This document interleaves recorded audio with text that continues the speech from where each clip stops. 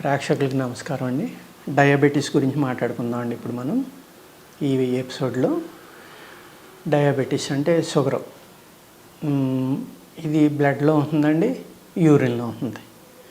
వీటిని మేము ఆయుర్వేదంలో ఏమంటామంటే ప్రమేహ వ్యాధులు అంటామండి. ఇది ప్రమేహ వ్యాధులు అంటే మేహ వ్యాధులు అన్నా ప్రమేహ వ్యాధులు అన్నా కూడా ఈ యూరిన్కి, యూరినరీ ఆర్గాన్స్కి సంబంధించిన ప్రాబ్లమ్స్ అన్నమాట. ఇందులో అనేక పేర్లు ఉంటాయండి.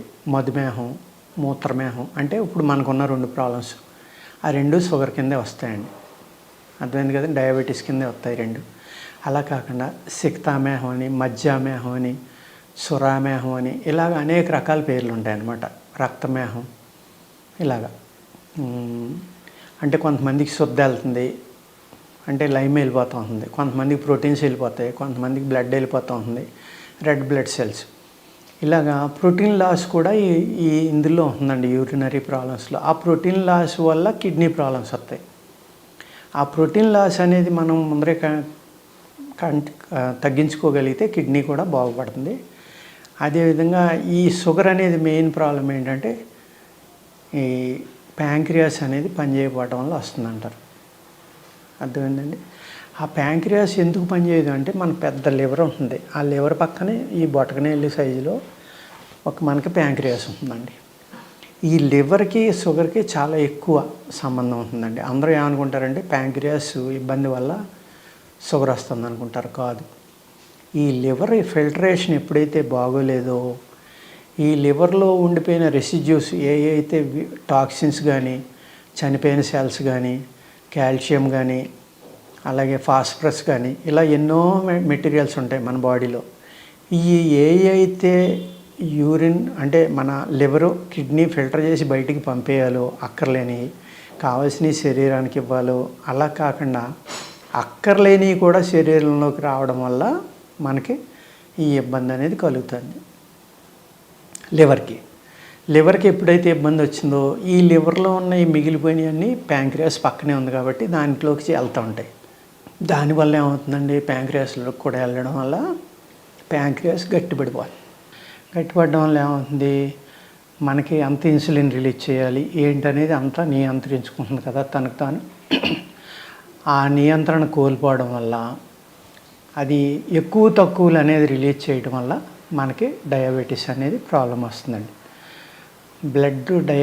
డయాబెటీస్ రక్తంలో ఉండేది మధుమేహం అంటాం, తేనె లాంటిది అనమాట. అలాగే మన మూత్రమేహం అంటే ఏమవుతుందంటే ఇందులో వచ్చేదాన్ని డయాబెటీస్, ఏదైతే యూరిన్ షుగరు, బ్లడ్ షుగరు, రెండు రకాలు కదండి. ఈ రెండాటికి కూడా సెపరేట్ మెడిసిన్స్ ఉంటాయి ఆయుర్వేదంలో.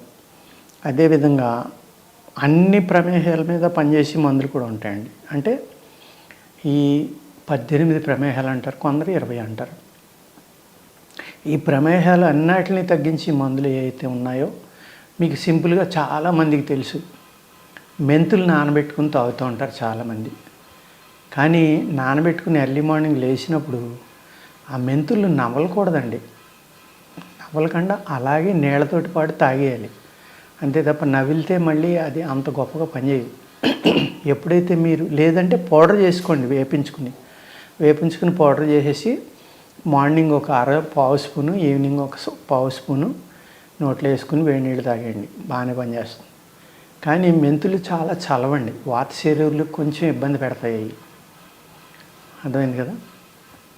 అదేవిధంగా నేరేడు గింజలు, నేరేడు తాట, నేరేడు ఆకులు, ఈ మూడాటిలో ఏ కషాయం డైలీ తాగినా 2 పూటల షుగర్ కంట్రోల్ అవ్వడానికి అవకాశం ఉందండి.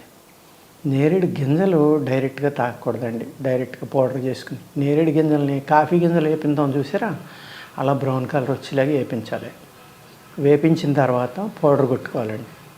పౌడర్ కొట్టుకుని ఒక చెంచా మీరు కాఫీ లేక కానీ, టీ లేక కానీ పాలల్లో వేసుకుని తాగొచ్చు.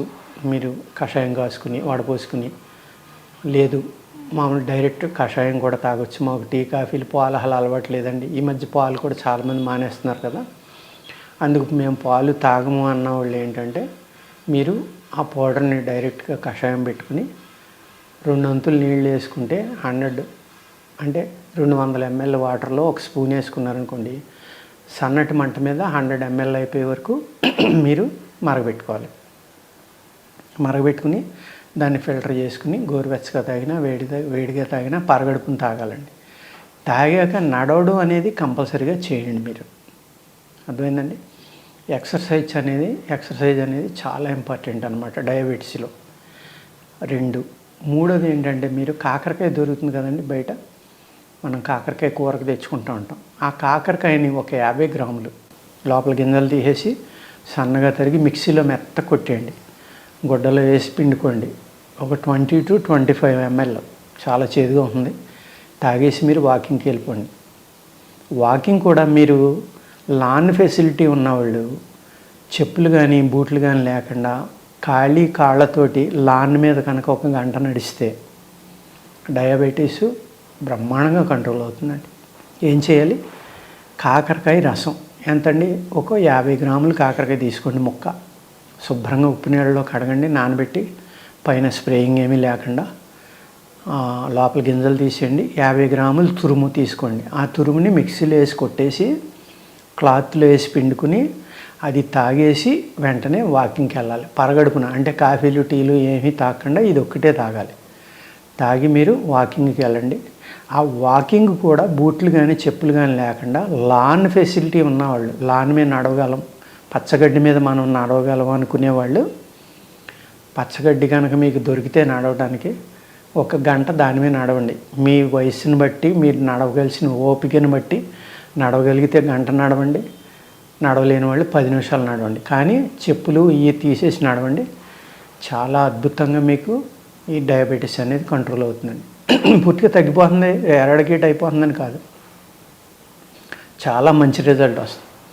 ఈ డయాబెటీస్ అనేది చాలా స్లో పాయిజన్ అండి, చాలా ప్రమాదం. కొంతమంది మా దగ్గరికి వస్తూ ఉంటారు, సార్ నేను మధ్యన వాడుతున్నాను మందులు, కొన్నాళ్ళు వేసుకుని కొన్నాళ్ళు వేసుకోవట్లేదు, నేను అంత గొప్పగా చేస్తున్నాను, ఎంత గొప్పగా చేస్తున్నాను, నాకు రావట్లేదు, సడన్గా పెరిగిపోయింది అనుకోండి అప్పుడు వేసుకుంటున్నాను అంటాడు. అది చాలా మూర్ఖత్వం అనమాట. సడన్గా పెరిగిపోయినప్పుడు ఏమవుతుందంటే, బ్రెయిన్కి వెళ్ళింది అనుకోండి, బ్రెయిన్లో అనేక సెల్స్ చనిపోతాయి. చనిపోయినప్పుడు కోమాలోకి వెళ్ళిపోవడానికి కూడా అవకాశం ఉంది, చనిపోవడానికి కూడా అవకాశం ఉంది. అంచేత అలాంటి రిస్కులు, అలాంటి పనులు ఎప్పుడూ చేయొద్దండి.